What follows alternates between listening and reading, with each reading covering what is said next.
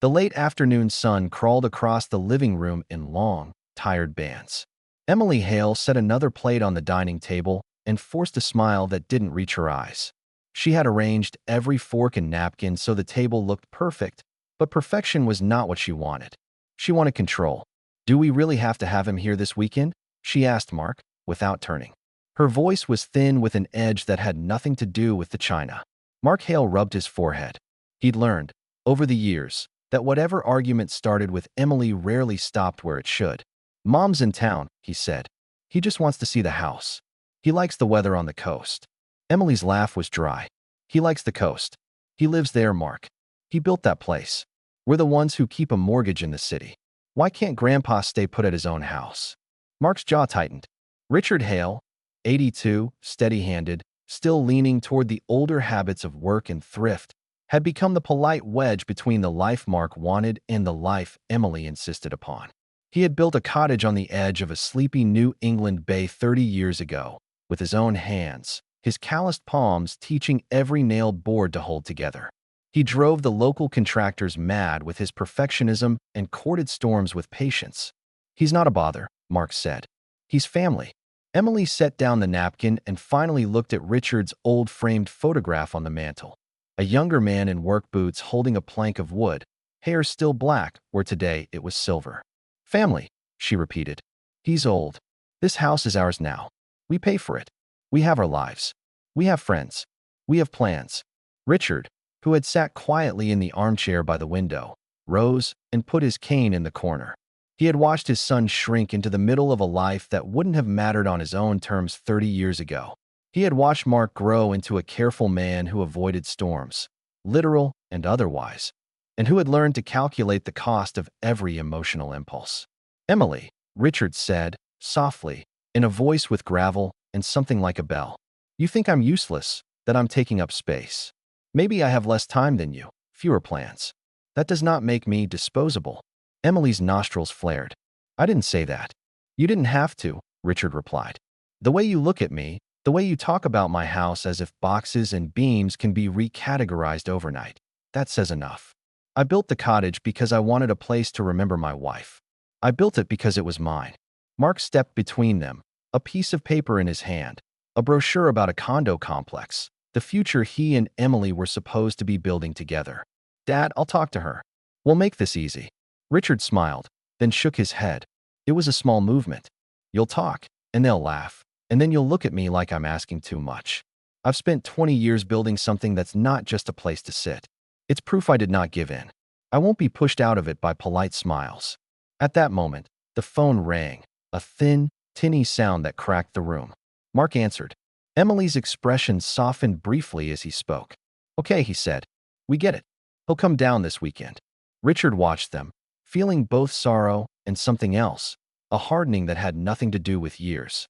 He remembered, raised a son who could be decent, that he had allowed himself to be cornered by decor and schedules stung more than any ache in his bones. After they left the room, Emily cleared her throat. "I'd rather him stay at his own place," she said, softer now. "You know? Just not here." Richard nodded once. "Then I'll go." His decision did not come from defeat. It came from the sharp, old kind of pride that isn't petulant but practical. If the house by the bay was sanctuary, he would go there. He would not be turned into someone's inconvenience.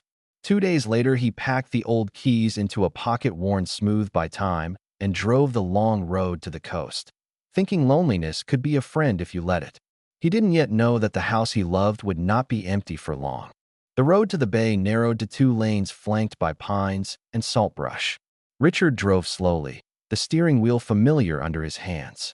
The cottage appeared as it always did, pale clapboard glinting in the afternoon sun, a porch with 2 rocking chairs, a narrow path to the sea where gulls drifted like loose coins.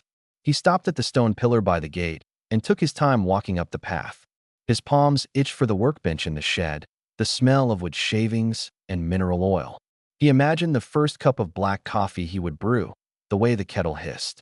He pushed the screen door open, and the sound of loud music and children's laughter hit him like a slap. There were cars in the drive, a dented pickup, a shiny crossover, a minivan with sand on the tire treads. Teenagers lay on an inflatable raft on the lawn like a pack of sunburned seals. A barbecue sent up a greasy plume. Someone had dragged the hammock across the hydrangeas and left beer cans in a ring around the fire pit. Richard stood on his porch while a young woman in a towel and sunglasses glanced his way and then returned to her phone. A man with a tattooed forearm and a beer bottle in his hand shrugged. A kid kicked a baseball straight through the geraniums he'd planted the spring prior. At the sight of him, conversation stuttered. A woman with a sun hat held a small baby and moved like a cat that had seen its owner. She crossed the yard in slow, deliberate steps and stopped a few feet from Richard. "Can I help you?" she asked. Her tone was cool, the sort that demanded a status check. "This is my property," Richard said. His voice held steady despite the thump in his chest. "I've been coming here for a long time." The woman glanced back at the others. "This is the Parker place. Mark said we could use it this weekend. He said it'd be okay." "Mark," Richard repeated. He felt the world narrow. That name, his son's, had been far away and now intoxicated the air. "You're Mark?" "Yes." He said it. "He told us we could have a family weekend." Her smile tightened. "You must be Grandpa Richard." "Hi, I'm Claire." She stuck out a damp hand, and Richard took it out of obligation rather than trust. "You told them they could just stay?" Richard looked past her at the house like a man surveying a wound. His living room curtains were improvised bed sheets. A picnic table piled with styrofoam plates sat where his oak dining table should be. His television, broadcast a sports game through a tangle of extension cords. "We need to use it," Claire said. "We thought you hardly ever come down. I mean, you know how it is. Houses sit empty. Houses don't sit empty when there are memories to guard." Richard's cane tapped once on the porch board like a metronome. "I'm going to need you to gather your things. Now." She blinked as if the request had an unusual accent. "You can't throw us out." "Not throw out," Richard said. "Ask you to leave, because this is my house." The word "my" tasted like salt. He could have called the police. He could have raged. Instead, he closed the door on the heat of the yard and went to the shed. He carried out a toolbox and opened it with slow, methodical hands. He stripped a board with a plane like a man who knew how to shape timber into a structure that would hold wind and water. From upstairs, he heard a child call for someone named Dada.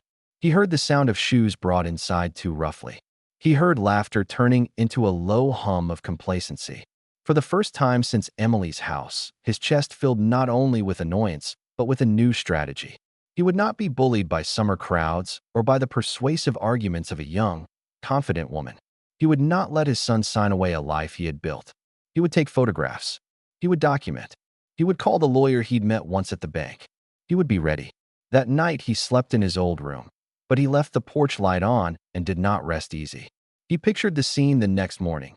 People waking up, breakfast on the porch, someone stepping on a nail he'd put back last month. He pictured his geraniums squashed by a party and his tools used as toys. At dawn he made coffee, set out a few of his bowls on the counter, and walked to the yard. A neighbor, Hank Miller, who fished to pay bills and knew the tides like a ledger, stood under the crabapple tree with a thermos. "You look like you mean business," Hank said. "I think so," Richard replied. "I didn't expect what I found." Hank reached over and patted Richard's shoulder. "You got rights, friend. You built that place. I'll tell you one thing. People around here don't like to see a man treated wrong. You get us talking and they'll be on your side." It was the start of a small army. A few neighbors, a careful lawyer with a desk full of codes, and a slow, righteous momentum that would turn one summer squabble into a public fight. Richard's first move was simple: take pictures. He walked through the rooms like an archivist cataloging vandalism. A child's crayon scar on the fireplace mantel, his grandmother's clock dented and mangled, bed sheets on his quilt, a broken teacup in the sink. Everything he photographed was put into a folder. He then drove to town, his feet on pavement that rattled his knees the way time rattled the bones in his fingers. The lawyer's office was painted and narrow, a faded plaque reading Samuel Blake, attorney, in brass on the door. Sam was younger than Richard had expected, mid-40s, a clean haircut, a voice that measured facts like coins. Sam looked through the folder with the same quiet attention he used for ledgers. "This is pretty clear," he said. "You have the deed?" Richard slid the worn deed across the desk. The paper smelled faintly of tobacco and old glue. The signature looked like a date stamped onto the life of another man. Sam flipped it, looked at county stamps, at a mortgage document, at property tax receipts. He smiled a small, rare smile. You paid. You've got taxes. You've got history. This is not a squatter's claim. These people are guests. They're using your home as if they own it. We'll go to the sheriff if necessary. We'll file for immediate relief. But it's better if we can prove this was planned. Any texts? Emails? Bank transfers? Richard thought of the medical bill he'd paid last winter, of ATM slips tucked into an envelope.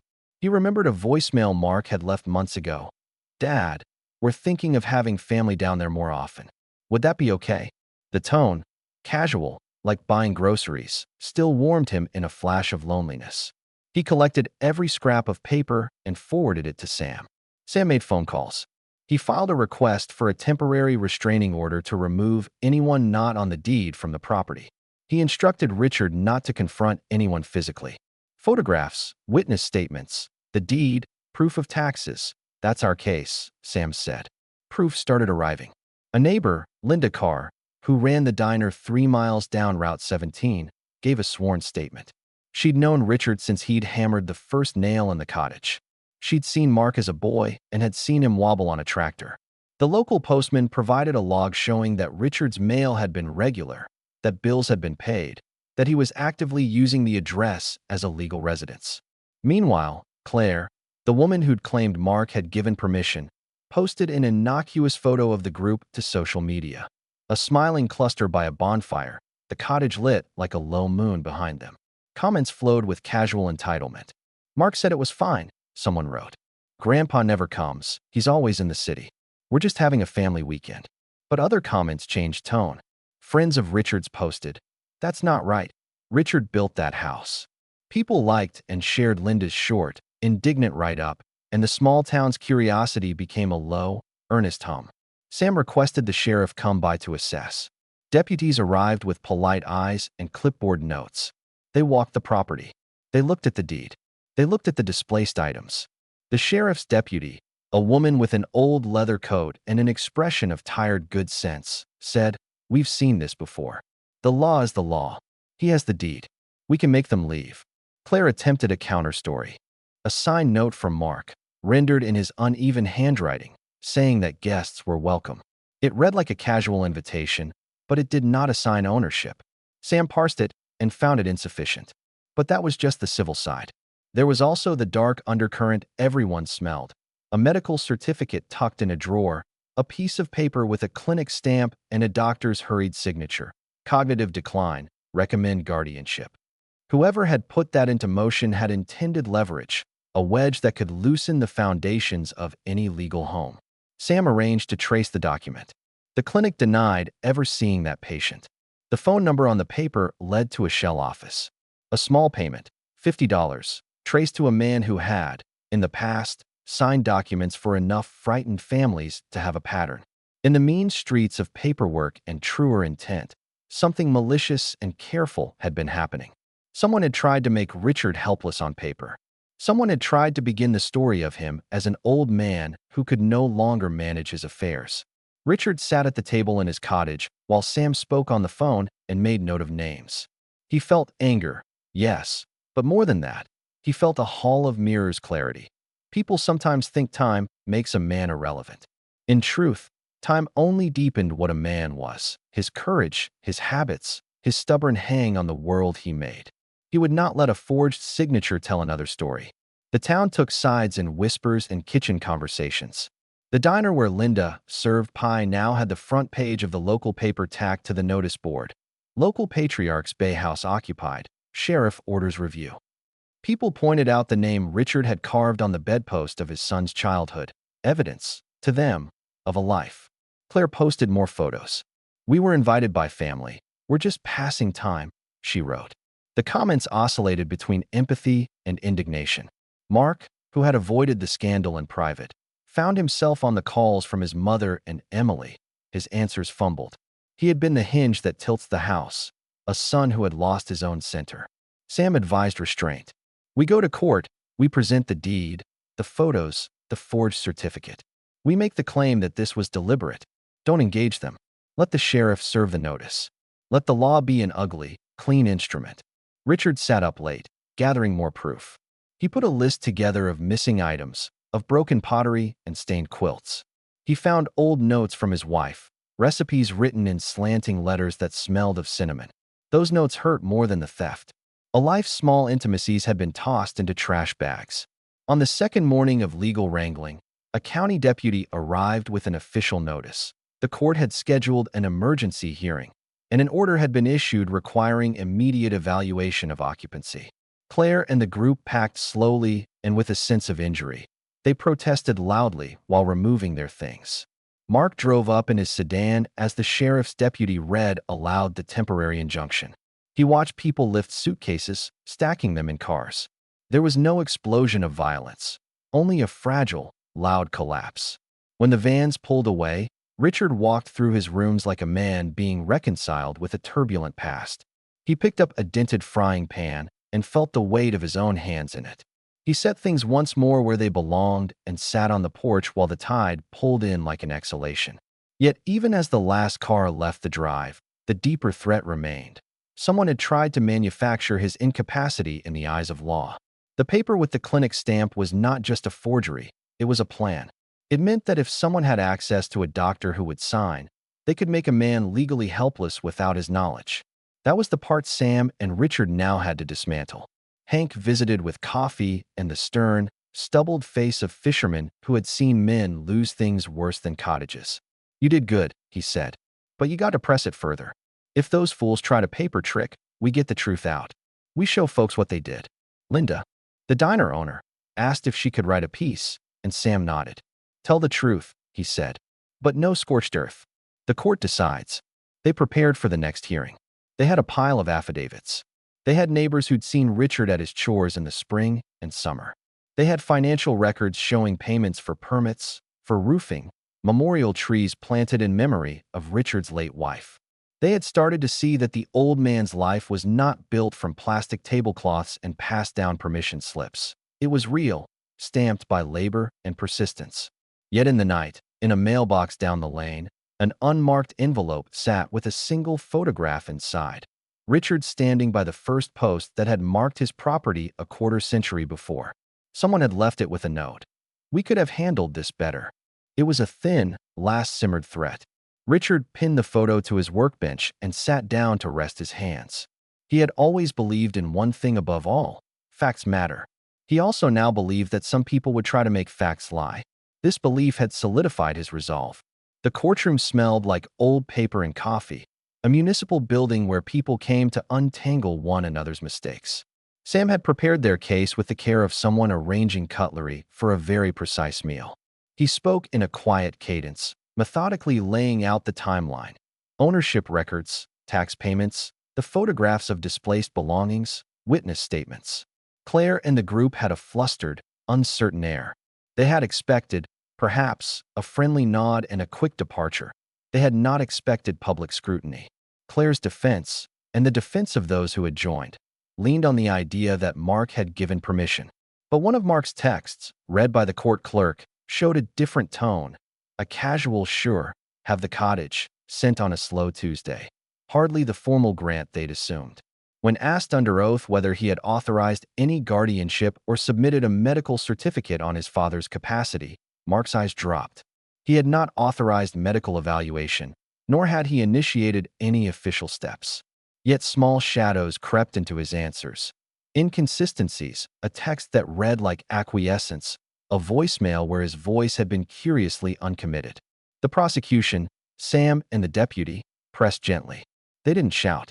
They didn't need to. "What of the medical certificate?" Sam asked. Claire's attorney shuffled and said, "We have a document that we thought would help expedite matters for everyone's peace of mind." "Who obtained it?" Sam asked. There was silence. A man in the back coughed. The judge, an even-keeled woman with a history of family disputes, frowned. "Whoever initiated that document," the judge said slowly, "had a duty to truth. We will investigate." The hearing did not immediately resolve the matter. The judge issued a temporary order for removal of any attempt to transfer property, pending full adjudication. She also referred the document to the county health board for verification, and flagged it for possible fraud investigation. Back at the cottage, the local gossip sharpened. The diner's jukebox played a country lyric about fathers and boats, and Linda served slices with a look that said she hoped for the old man's dignity. Mark's silence, larger than any apology, said more than his words. When Mark finally spoke to Richard, he did so in the narrow entryway. "I'm sorry," he said, which was both true and incomplete. "I thought we could manage it. I didn't think it would escalate." Richard looked at him as a man looks at a tool that once worked and now had a crack. "You have to be a man who stands up," Richard said. "Not only with words. They pushed a paper that could have taken my rights away. I can forgive need. I cannot forgive conspiracies." Mark flinched. The admission of weakness wounded the air between them. He had tried to please the people nearest to him, and in the doing had allowed a moral fissure to open. Over the next weeks, small betrayals surfaced. A neighbor found a package of documents left on the porch with a doctor's stamp, apparently purchased from a fixer for a small fee in a nearby town. A clerical worker at the clinic, frightened and remorseful, testified she had been paid for blank forms and signed them without direct evaluation. The picture painted was not of malice alone, but of convenience, a willingness to short-circuit morality for immediate relief.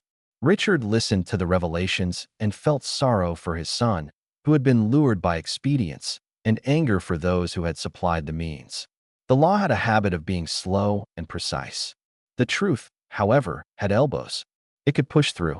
With evidence mounting and public scrutiny sharpening, the conflict assumed a note of personal war. Claire refused to accept that she had been part of something criminal. She held to the narrative that they had simply been caretaking and that the certificate was no one's idea of a weapon. Yet the more explanations she gave, the thinner they sounded. Sam filed a civil suit for restoration and damages. The county prosecutor opened a criminal investigation for document forgery and attempted theft. The community's sympathy, once tentative, congealed into support for Richard. People who had once been indifferent found private courage. Hank and Linda organized depositions. Neighbors wrote affidavits. Mark's colleagues offered statements that underscored his character as indecisive rather than malicious. In the quieter moments, Richard retreated to his workshop and wielded plane and chisel with deliberate hands. He made a little bench, a neat thing with dovetail joints and a varnish that smelled of linseed. The bench was for the porch, a thank you for the neighbors who had stood up. The tactile work steadied him in a way words did not. Yet beneath the public proceedings lay private ruptures. Mark's marriage creaked under contradiction. Emily called a friend and said, "He should have left. We needed room." But she also, in small, solitary moments, looked at a photograph of her father-in-law standing beneath the eaves he'd built and felt a twist of shame. One evening Mark came to the shed and sat amid the smell of sawdust. "I never meant for any of this," he said. "We were close to being crushed by bills. Claire said she could help. She didn't know." Richard listened. He heard the softness in his son's voice unravel and then re-knit itself into a confession. "You could have asked," Richard said. "You could have said the truth." "I know," Mark whispered. "I wanted to protect my kids from bouncing between places. I wanted a stable summer. Stability that costs another person what they built." Richard countered. "You are not a bad man, Mark. But you were weak where it mattered." Mark nodded, and in his face Richard saw the boy who had learned to fix a fence with hands that trembled with effort. He placed a hand on Mark's shoulder. "Make it right," he said. "Not for me. For yourself." Mark took that instruction like a map. He started to make calls. He offered to put his name in the documents to fix wrongs and to arrange restitution. Claire, furious at first, later called her sister and asked how to make amends.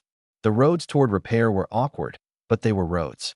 Sam, meanwhile, prepared their case, the civil restoration and the criminal referral.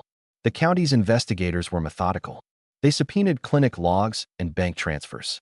The man who had signed papers for cash was tracked to a motel.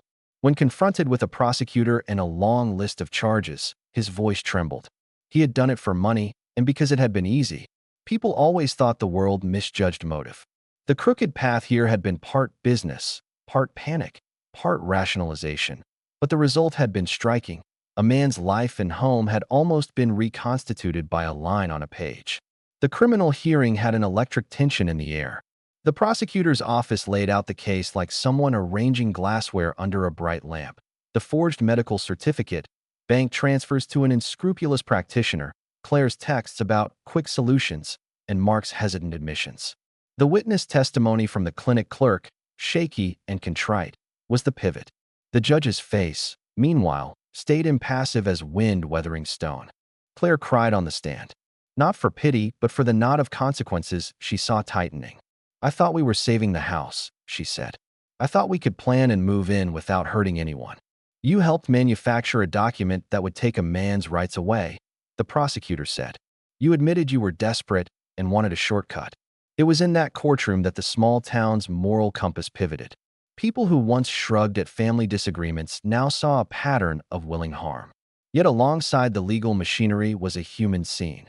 Mark's face when he admitted he had signed a form in a moment of pressure, Richard's composed silence as the truth came out, Linda's small, trembling applause in the back when the facts began to align. The judge handed down a sentence that balanced mercy and message. Claire received probation, community service, and the obligation to publicly apologize and make restitution. The clinic operator was fined and barred from practice for a time. Mark received community service and mandatory financial counseling.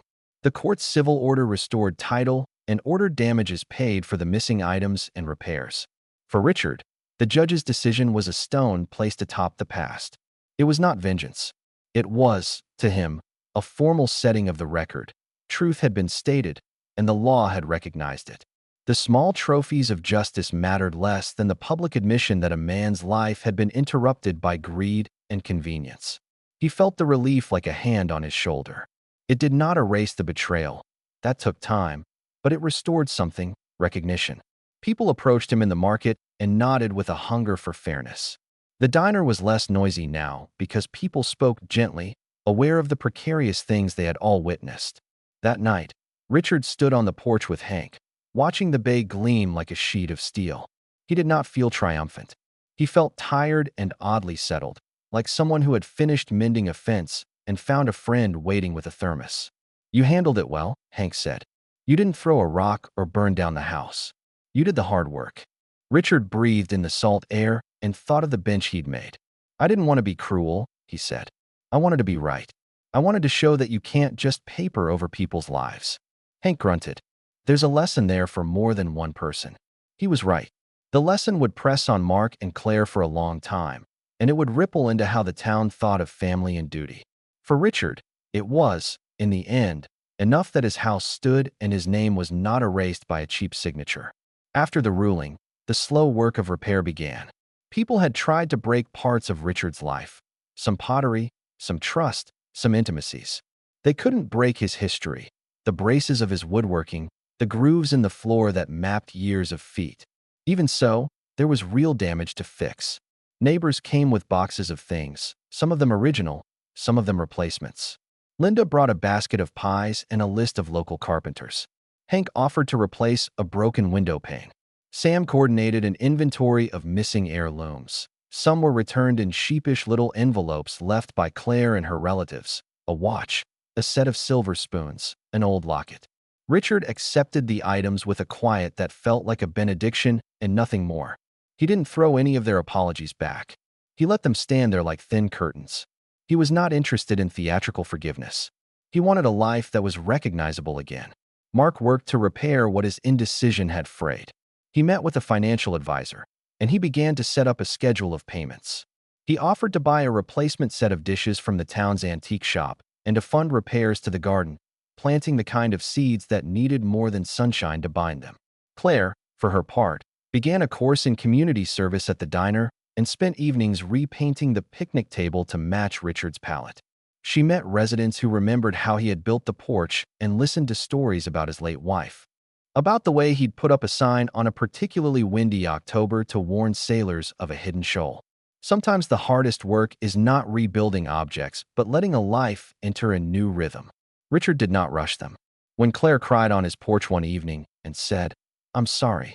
I didn't know how bad it would be," he looked at her with a soft anger that had been tempered by time. "You don't get to rewrite everything with a word," he said, "but you can show what you learned. That will matter more than the words." He paused a moment and then added, "Keep painting that table. Do it right." She nodded. She painted with the patience of someone learning to measure her actions against the consequences. In the afternoons, Richard returned to his workshop and began carving a small wooden box. He planned to put in it the letters he'd written his wife during the first summer he built the cottage. It was a private thing, a place for memory to rest. He worked carefully, sanding the edges until each seam fit like a palm to a hand. The town watched. They watched for the old man's mood.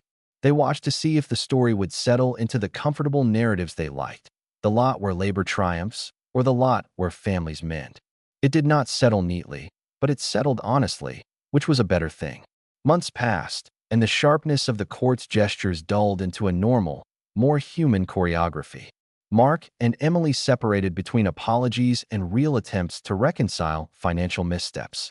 The court ordered restitution, and Claire performed her community service with a humility that surprised her neighbors. Richard's life, meanwhile, fell back into its own small cadence. Coffee at dawn, reading weather charts, repainting the railing before the storms.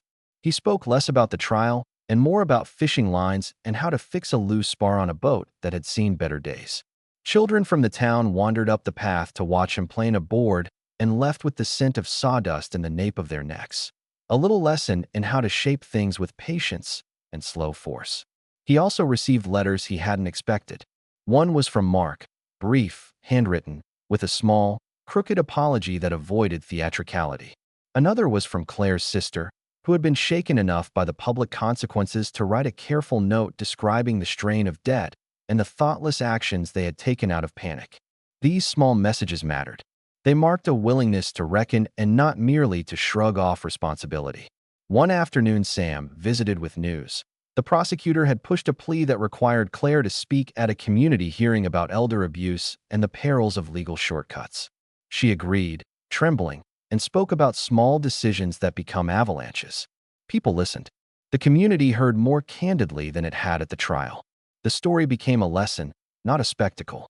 Richard accepted the public elements of closure with an unadorned grace. He did not want spectacle. He wanted a life that could breathe. He found himself teaching a boy to plane a board and a girl to knot a sail line. He watched the tides, and in watching he measured days by small, good tasks. He found also that the love he had built into the place, for his wife, for work, for the sense that a life had weight, had not been erased. It had been dented, smudged, but still there. That realization steadied him. One evening, as the sun eased and gulls grew quiet, Mark came down to the shore. He sat with Richard in companionable silence and offered a small, careful proposition. "I'm going to do right by this, Dad. Whether you want anything to do with me or not, I'll make payments. I'll be honest." Richard breathed out. There was no big reconciliation. There was a hand on a knee, a compressed, human acknowledgement. "Make it right for you," he said. "Not so I can feel better. So you can. Live like the man your son should be." Mark nodded, the face of a man who had seen his own edges and was working to blunt them. The tide came in steady, patient as a metronome. By the time autumn dipped the leaves and the bay cooled to a dull pewter, the cottage had resealed itself as Richard's refuge. The porch light was steady again. The geraniums had been replanted and thrived under the neighbor's occasional care. The bench, with its dovetail joints, settled into a small rhythm of use. Morning coffee, an occasional guest, the soft company of the day. The town's headline that once shrieked with scandal now read like an epilogue.